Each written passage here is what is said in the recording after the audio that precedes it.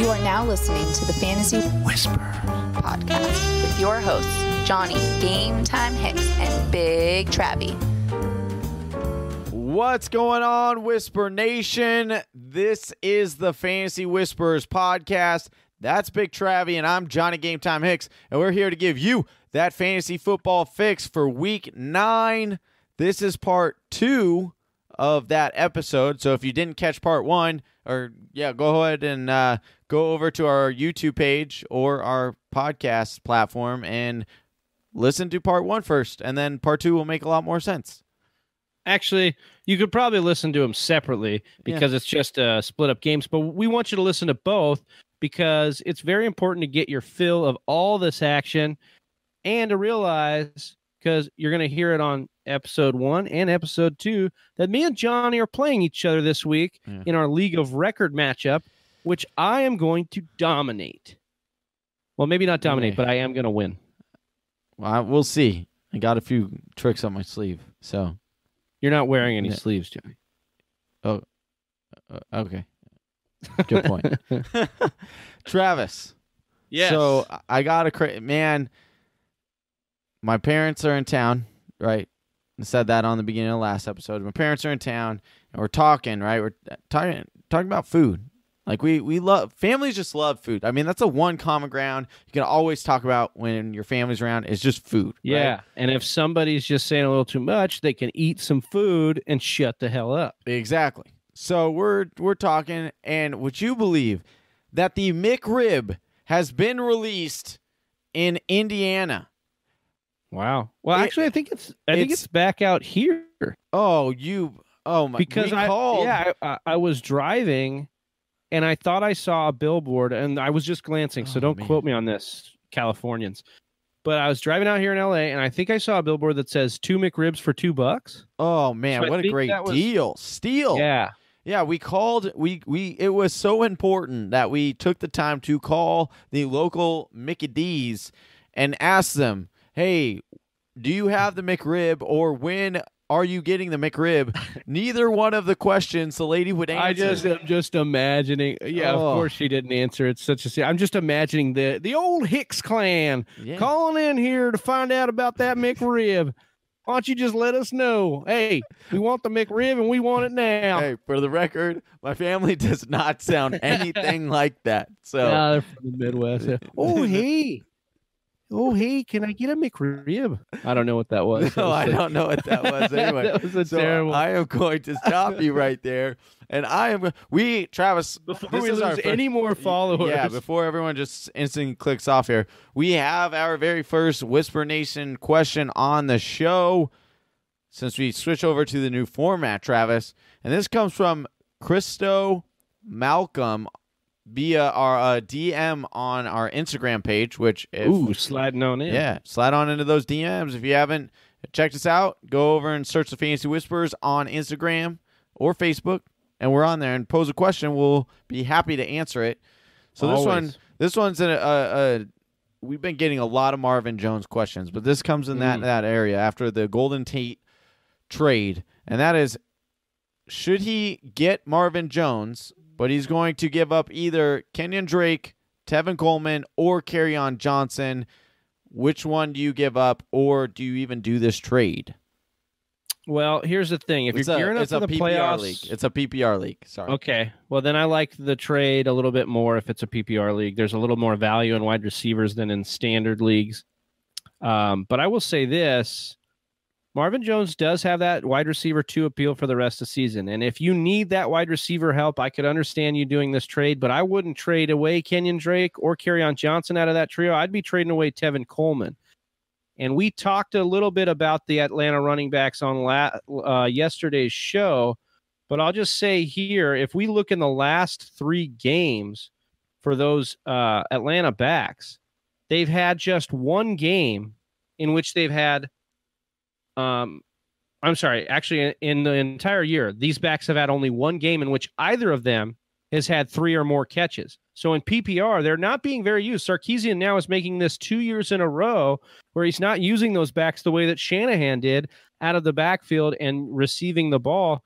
So for me, trade away Coleman. I think his value is not as I think he's not as effective in the offense as these two other guys, where Kenyon Drake is becoming his only option for his team, especially in the passing game. And Kerryon Johnson got 8 targets last week, so he's trending up with the Golden Tate news. He could get some of those targets as well. Yeah, I'm still not 100% sold on Marvin Jones instantly getting a huge boost here. I think he will be an RB2 most weeks. I wide do. Receiver 2, yeah. Or wide receiver 2 most weeks. I do. But I still he doesn't have the best catch percentage, and that does concern me. We've never seen it throughout his entire career. He's about a 50% or less than 50% catch rate, and that's not instantly going to get better just because you're getting more targets. It's not going to instantly, I can all of a sudden catch the ball better because now I'm getting 10 targets as opposed to No, but 7. It does mean you get more opportunities. And for him, Correct. He's the kind of guy that has big play opportunities. So Right. if he gets more of those, he should cash in more times than not. And, I think that Kenny G has the total package when it comes to from a wide receiver. He's fast, he's tall, he can run underneath, he can go deep. I like Marvin. I like Kenny G over Marvin Jones in the duo. So that's the only reason I'm hesitant on trading any running back for a wide receiver, whether that be PPR or standard, just because there's in a game of so many checkdowns in today's game. Running backs are just as popular as wide receivers nowadays. And I know that I played in a PPR league a few years ago, and I took David Johnson and Ezekiel Elliott 1-2. Everyone gave me a lot of a lot of heckling for it because I said, "Don't you remember this is a PPR league?" And you know what? I laughed at their faces and rode all the way on the backs of DJ and Zeke to the final match easily. It wasn't even close because running backs can just catch. It's not uncommon running backs don't catch 5 to 8 targets out of the backfield each week as well as rushing. So, yeah, with those points said, we're going to jump into the week 9 preview part 2. Travis, part 2. I'm really excited to jump into this, but first I want to thank Whisper Nation for joining us. If this is your first time watching us, welcome. Thank you for joining Whisper Nation. And go on and check us out on YouTube. We got a lot of videos over there. Hit the notification, hit the bell, so that way you get, you get a little notification every time we release new video or new content, which is constantly, Travis, isn't it? We try to do justice for the Whisper Nation and get you where you need to go. Yeah, I mean, I feel like we're fine-tuning this. We're in the trenches with you guys. We're making these same decisions. Like, as much as Johnny and I are answering your guys' questions in the DMs, which we love to do, so send them over on IG or Facebook or even on YouTube. We love to answer questions there. Yep. As much as we love to answer those questions, we're asking each other the same questions in our other lineups, except for this week where we're facing each other, and we don't need to ask each other questions because I'm going to beat you. But no, we are out there with you. We're grinding, we're doing it, and we live in this sport, this game about a sport, and we love it. And we're here, and we decided to do this and take this journey because we want to help people out there like you win your fantasy matchups, win your week, win your league. All right, let's dive on into these weekly matchups. Part 2. We have the Tampa Bay Buccaneers and the Carolina Panthers. This is a 55-point over-under. Carolina is favored by 6.5 points, Travis. Fitzmagic is back. And yes, boy, sir. Did he light up the game when he came in last weekend. It looked like he was re-energized. It looks like this whole offense was re-energized against that Bengals defense who picked Jameis Winston off 4 times. Yeah, this is kind of like the Brad Pitt theory. Like you're sitting there, you got a bunch of ugly friends, you're the best looking one. You picked these ugly friends to hang around with so you would look better. I feel like that's what it is with Fitzpatrick in this last game, at least. Jameis Winston threw 4 picks. Each one of those picks looks like I could have made that play at the NFL level. Oh. And Fitzpatrick comes in, throws for 195 yards and a couple scores, and people are like, oh my God, Fitzmagic is back. And like, yeah, he kind of is. And I think it's great. I think you fire up all these weapons here. I think it's an upgrade from Winston, but I think it might have a little bit more to do with Winston and how this guy's career trajectory has just taken a terrible turn. Yep. And honestly, I can't say that I'm bummed. He hasn't shown that he's a great person either way. Right. So here's the other thing too, Travis. I want to add on to this is that from an actual GM standpoint, right? Because a lot of people are saying, "Oh, is Fitzmagic just a 1 week?" Because of the reports or the words that were said by the head coach of this is the starter for this week.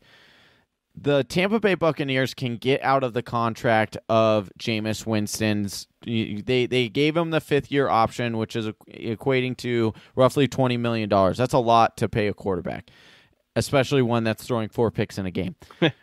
So there are talks, and a lot of experts are thinking that they are going to stick with Ryan Fitzpatrick the rest of this season, because if they do, they don't risk Winston getting injured. Therefore, they can just cut him at the end of this year, and they do not owe him anything. That is, as long as he is off the roster by March 3rd, I believe it is, Travis, the time of the new league year, they do not owe him that money. So I am confident in Ryan Fitzpatrick coming back. I agree, fire up all the weapons. Travis, I want to talk about the running back, Peyton Barber, who should be the only running back in this backfield, as we saw Mr. Disappointment, first-round disappointment, your boy, get injured this past week with a hip issue. Ronald Jones actually was a hamstring. Looks like it's going to be at least a couple weeks. And Peyton Barber, yes, he's going to solidify himself as the volume guy in this offense. They haven't been great running the football. That offensive line has been below average, to say it best. And I don't love this matchup. Carolina is the 5th worst matchup you can face against running backs, only allowing 15.9 points to the position. Mm-hmm. But when you're the only guy, your floor still stays relatively high. They don't allow a lot of touchdowns, although they did allow a touchdown last week to Alex Collins. So I think that there's hope, especially in a high over-under. Tampa Bay will find a way to move the ball, and he could be in touchdown realm. He's a top 25 back for me based on all the teams on bye. Mm-hmm. You're going to have to roll him out there, I think, but you don't feel great about the matchup. I do feel great about O.J. Howard this week. Carolina is allowing 16.1 points per game on average to the tight end, and I think O.J. Howard is a great start in this game. I know he hasn't been super effective with Fitzpatrick. Neither of the tight ends were. It was really the wide receiver show when he was in. Mm-hmm. But O.J. Howard did a lot with a little when Fitzpatrick was in the lineup, and he's a big special talent. So I think you can fire him up. At least he's got touchdown upside, and you could do a lot worse at tight end this year. For sure. When you're looking at the other side of the ball, Travis, you've got these Carolina Panthers wide receivers who we saw DJ Moore, my boy. Start them all. My boy, DJ Moore. Yeah. We saw him finally break out, Travis. Yep.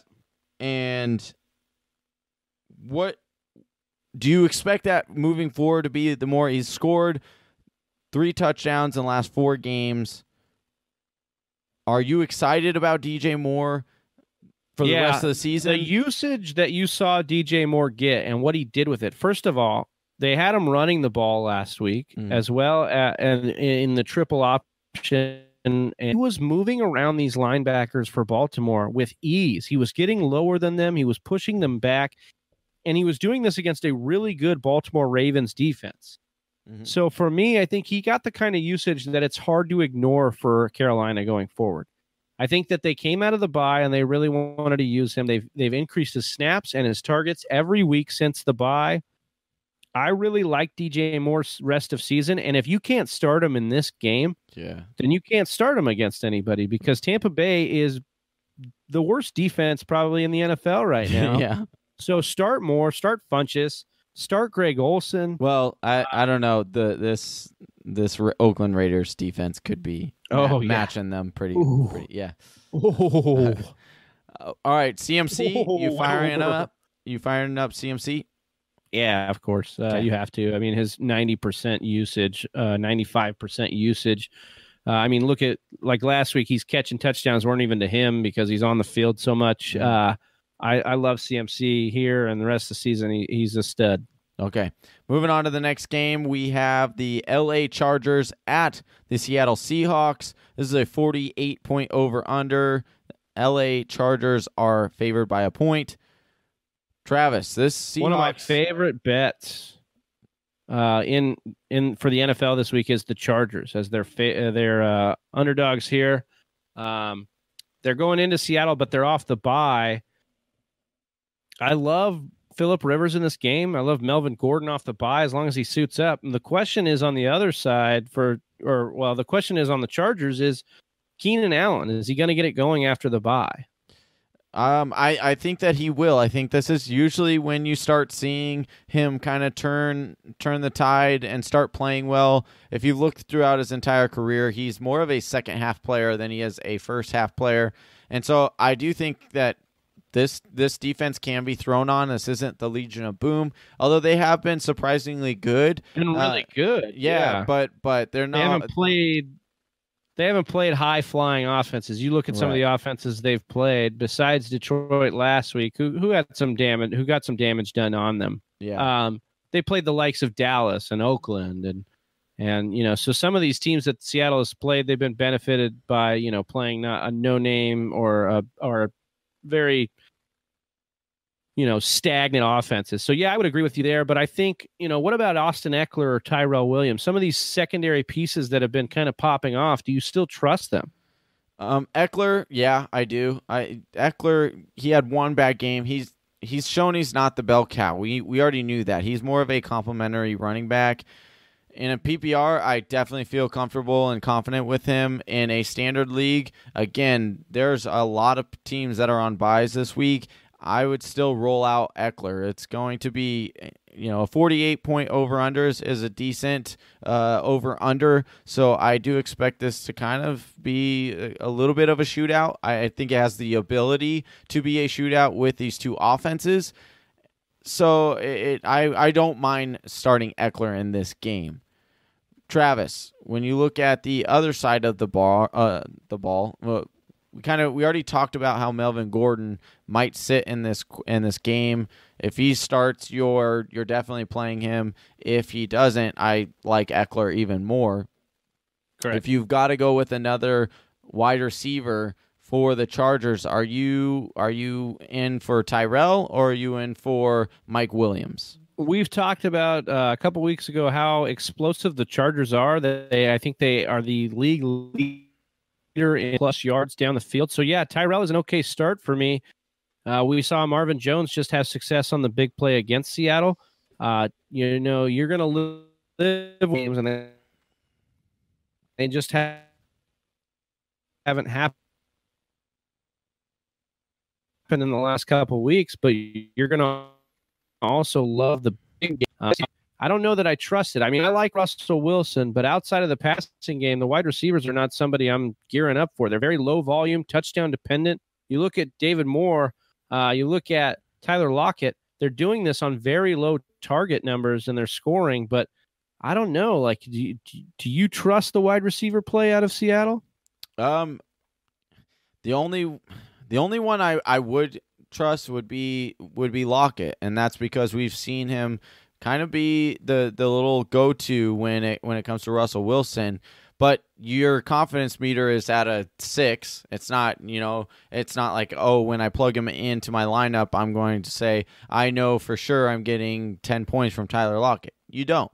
But is the upside there? For sure. I think that he has probably, if upside could be safe, I think that Tyler Lockett has one of the highest upsides for that, the safe upsides, because we've seen it week in and week out that he likes to go do the long bomb to Tyler Lockett, or when he's in the red zone, it seems to be like he's kind of looking for Tyler Lockett as his little go-to gadget guy.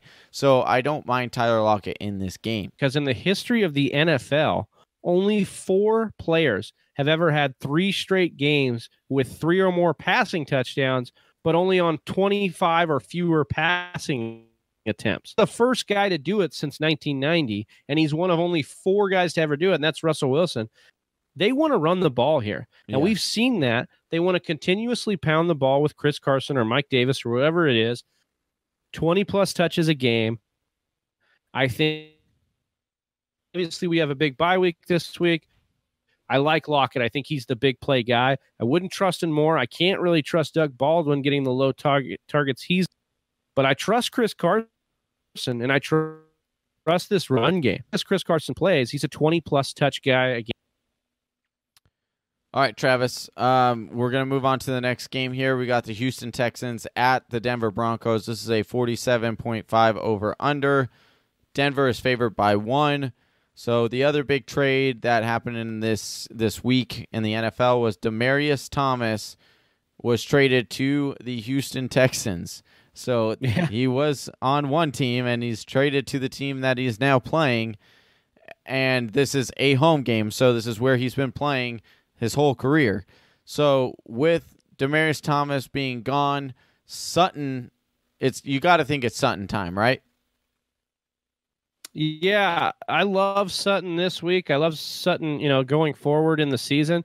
This could be a rusty week if they're trying to get him fully amped up. I don't have a huge problem, but because he's already been producing numbers and ramping up as it is. Mm-hmm. I will say that I think the Houston Texans defense has been ramping it up, but I love Sutton. He's going to be matched up against Natrell Jamerson, who was rated a 51 on Pro Football Focus. And I think that he's going to do work against this guy. He's a deep ball threat, especially in a game. I know Vegas has Denver favored, but I think if it's going to get out of hand, it's going to get out of hand in the Texans. You could see the Broncos battling back. All right. With this trade happening, Emmanuel Sanders, what happens to him? Do you think his stock? He's already he's already a wide receiver 1 this season. Do you see now top corners rolling over to him? What's interesting about this is he's played the majority of the time in the slot. He is now going to be expected to move outside because there's no Sutton to exist against Demaryius Thomas. So the other wide receiver that they have is not he doesn't have a lot of expertise or playing time. So what do you think the outcome is for Emmanuel Sanders? I still love Sanders. I think he's a guy that Case Keenum has liked. He will continue to look for him as a safety net. I think he will continue to do good things. He might not be as consistent as he has been. He might take a step back, fall into more of a wide receiver 2 fringe line. But I still think you're going to love Emmanuel Sanders. And for me, we've seen the numbers on rookie wide receivers. So I would take Sanders over Sutton for the rest of the year. But I do like Sutton. I do like Sanders. I think they're both going to be usable. The Broncos haven't been in a lot of games where they're the aggressor and have had to go away from the pass. So I think that he'll stay consistently involved. All right, Phillip Lindsay, you're starting Devontae Booker in a pinch. He wouldn't be a bad start. He's had 9 carries for 78 yards and was 4-4 for 23. I temper it. I just want to see what happens with Royce Freeman. He's actually been ahead of schedule and kind of practicing. I don't think he goes, but if he does today, he didn't practice today.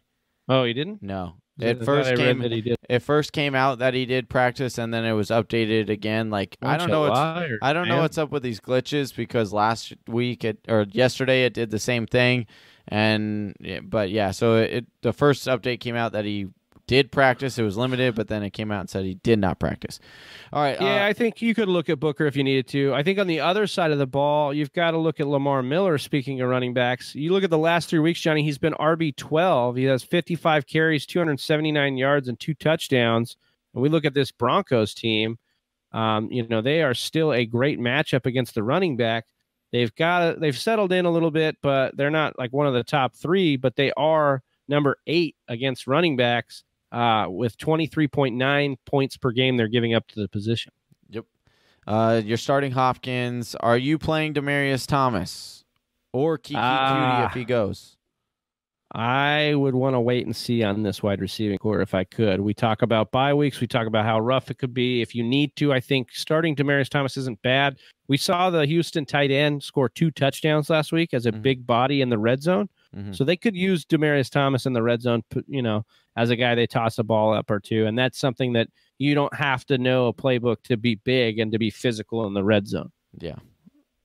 All right, we're going to move on to the next game, which is the LA Rams at the New Orleans Saints. I'm excited for this game. This is my game of the week. This is a 59-point over-under. The LA Rams are favored by a point. Travis, you're starting all the big names in this one. You're starting all the Rams wide receivers. You're starting, if Cooper Kupp can go, you're playing him for sure. You're starting Todd Gurley. No questions at all.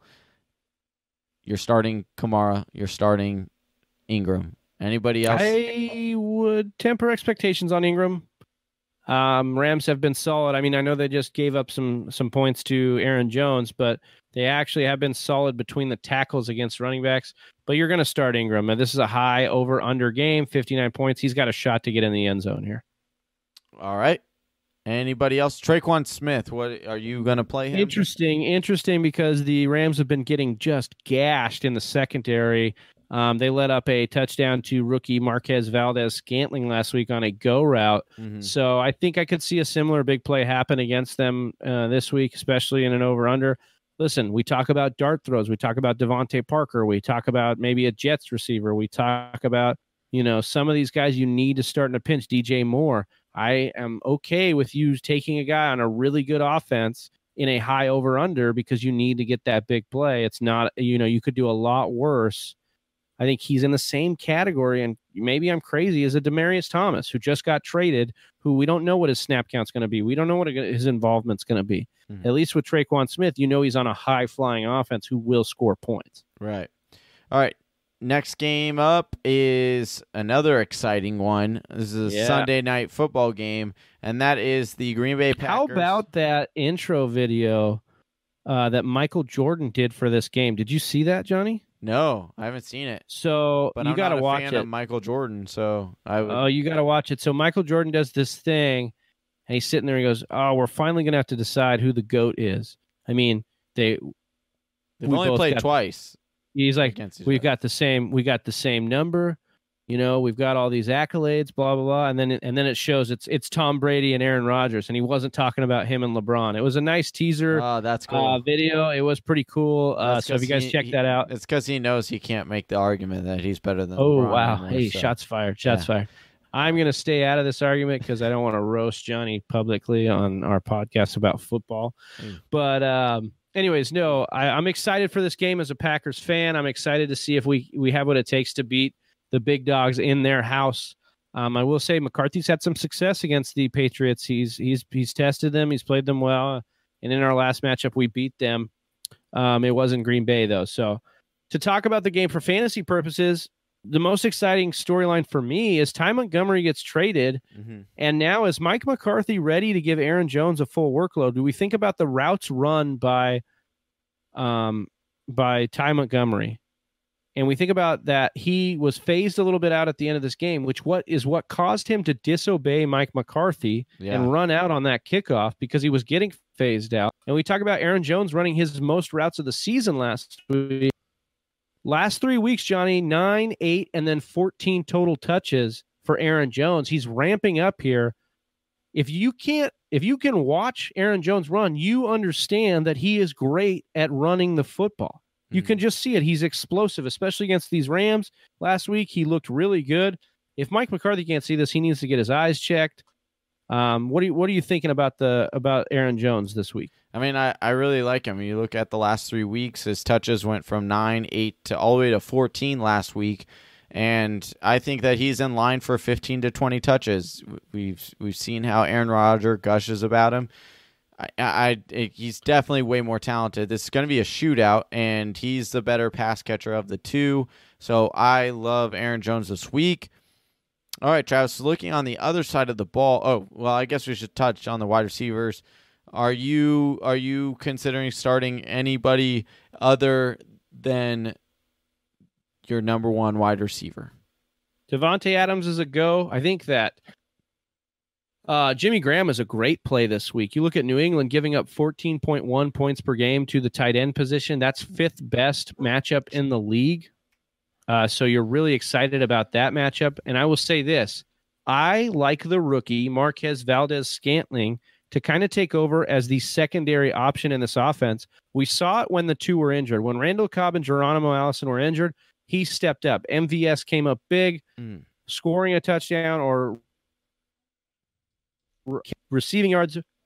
However way he could get it done, he did it for the Packers. And I think with this game back, where Allison and Cobb came back in the Rams game, he still was a big play guy for them. I think you start catching big touchdowns like that in big games for Aaron Rodgers, you're going to get more playing time. So I'd be on the lookout for him. And in a spot start, we talked about these Hail Mary guys. He's a guy you could look at. Yep. All right. We have on the other side of the ball, we have so we know that Sony Michel was limited in practice. If he can't go, Travis, how interested are you in starting Cordero Patterson, which was like a surprise of every single person?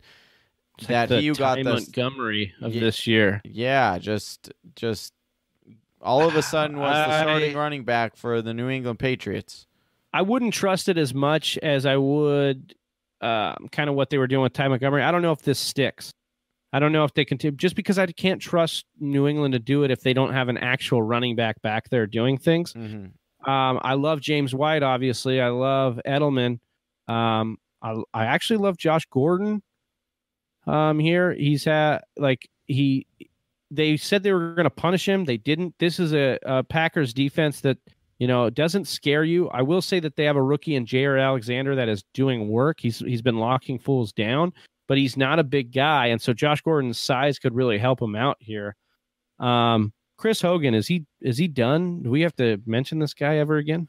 Unfortunately, he's still getting some targets. And he's still getting a decent amount of yardage, but nothing to get too excited about, and nothing that you can rely on week in and week out. So I think he is. I think you can send him on to the waivers. He should be there. Question is, Travis, does Gronk finally get back into the tight end one discussion after this week? He has been non-existent, would be an overstatement, a ghost of his former self. I definitely think that he is done after the season. I don't think he's coming back. I think he's kind of checked out a little bit. But do you think that in this nice matchup here and what should be a shootout, you can trust Gronk? Well, to start the week, I didn't love the matchup. The Packers had been pretty good against the tight end, locking down the middle of the field, but they just traded away Clinton Dix. So they just traded away a big part of their, center field, so to speak. So actually, you have to start Gronk, just name value at this point. And tight end, discrepancies that we're seeing or deficiencies. So, yeah, I think Gronk can get back on track here for sure. All right. We are on to our last game of this episode, and that is the week. Monday night game. That's the the Tennessee Titans at the Dallas Cowboys. This is a 41-point over-under. Dallas is favored by 6.5 points. Travis, Amari Cooper has had 2 weeks to be integrated into his new offense. Is the Amari Cooper pooper scooper gonna pick it up in Dallas, or is he continue to drop balls like he has done for the last 2 years? I don't know. The only thing I'll say is you're kind of Hail Mary throwing Cooper in there based on bye weeks, based on maybe your lack of depth at the position. And that's because the Cowboys don't seem like a team that's going to trade a number 1 pick away for a guy and not use him. I think they are probably going to force feed Cooper. Whether or not he catches any of these balls is a different question. But I think you got to roll him out there in a this is a favorable matchup for them. If they're going to score 2 touchdowns, I think there's a shot he gets an end zone look. Whether he comes down with it is a different story, but you like the opportunity there. Johnny, for me, I think the bigger question is, we've watched Dak climb to QB9 over the last 3 weeks, and basically he would have been higher, but they're bye week. So for me, I'm fading Dak. I don't like Dak here. I think it's tempting to go with him, but I think that there are other streaming options you could roll with, and this is a low over-under, low. They're not going to have any time handling Tennessee, I think, and they're not going to need to lean on Dak, in my opinion. I think this is a big Zeke get-right game. Yeah. I think they ride him all the way out here, and they rely on the defense. I think that what I did was I put the stat in there because it was very misleading, right? You see quarterback 9 over the last 3 weeks. Well, if you go to the last 2 weeks, he's all the way to running back or quarterback number 17. Quarterback 24. So he had a monster week a few weeks ago, which has elevated his total quarterback numbers. So I am definitely not starting him this week. When I look at the other side of the ball, Travis, I think the only guy that I'm interested in possibly starting this week because of buys would be Dion Lewis. We saw that the last time he was on the field, they kind of used him. They finally gave him the reins to this. He had 13 rushes for 91 yards, and he added 6 of 6 targets for an additional 64 yards in London. And so you think that you can trust Dion Lewis moving forward? Or, the coaching staff did come out and say, you know what, I think we need to give Dion Lewis some more touches, and make him more of the guy. Do you trust in what Matt LaFleur is saying over there? I'm not starting. Listen up, LaFleur. You're out, LaFleur. I'm not starting pretty much anybody on Tennessee, and that includes Dion Lewis. Yeah, I think you could, in a pinch, flex him out and try and get some value in what projects to be them coming back. But Dallas has been solid on defense. They really have, in all facets, and the only way to really attack them is through the air, which I don't have any trust that Marcus Mariota is going to be able to do, just based on that they haven't done it yet this year. They've done it in flashes in a couple halves of games, but not on a full game standard. And the Cowboys have been preparing on a bye. Yes, Tennessee's been on the bye, but so is Dallas, and that defense get better. Mm-hmm. The bigger question is Corey Davis. Is he droppable at this point? Yeah, Travis, if you look at his stats over the last 3 games, he is 14 of 29 for 145 yards.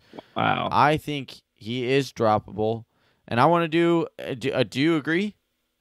Yeah, at this point, I think the ship has sailed on him ever breaking out this year, just based on the limitations of the offense. But I put him in the player stay away article because people are still rostering him. He's rostered at a high percentage. Yep. They're really wondering if they can start him here. This is not the week to do it. The Cowboys have been really solid on all facets of defense. So, Travis, this is just to put it into a little bit of perspective for Whisper Nation on just how bad Corey Davis has been this year.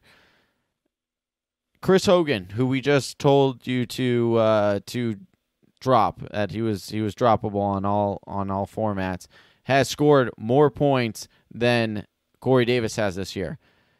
I'm going to give you another little gem here that's also, and this is going to be surprising to you, and you're going to say, what? And it's true. Terrell Pryor. Yes, Terrell Pryor, that has been out of football for the last week and a half, 2 weeks, and is not been even playing in most games, has had more fantasy points than Corey Davis this year. So, to me, absolutely, Corey Davis is a drop. Go ahead and stash somebody. Get a handcuff if you're going towards the playoffs. Grab your handcuff instead of Corey Davis. You don't need him. Make sure you solidify your core that you have moving into the fantasy playoffs. All right, Travis. I love it. That does it for part 2 of our weekly Week 9 previews. We thank you so much for joining us. If you liked the content, you heard what we were, chatting about here, please go over and subscribe on YouTube, hit the bell, like us on Facebook, follow us on Instagram. We do a lot on Instagram. We go live on Sundays at 9 a.m. 9 a.m. Don't jump on at 9 p.m. Yeah. You won't see anything. You'll be. Well, I mean, you will. Jump on and check out our graphics. But yeah, we do live 1 hour before kickoff every Sunday. We're answering those lineup questions. And listen, if you're listening to this podcast, that means you're getting ready for the week. What better way to do that than to hit us up on the website, thefantasywhispers.com. Do last minute checks of our rankings. Check our waiver wire piece, which we do every week. Get your email in there for email updates. And, of course, I do my player stay away article on the website as well. Yep. It's my version of a start sit. We love you, Whisper Nation. We thank you for chiming in. And remember, we will answer all questions on any platform as fast as we can. We love you. We're doing this for you. For now, I'm Big Travie, and that's Johnny Game Time Hicks, and we're out. Peace. Thank you for listening to the Fantasy Whisperers podcast. You can hear more from John and Travis on Google Play, SoundCloud, and iTunes. You can also follow us on Instagram, Facebook, and Twitter at TF Whisperers.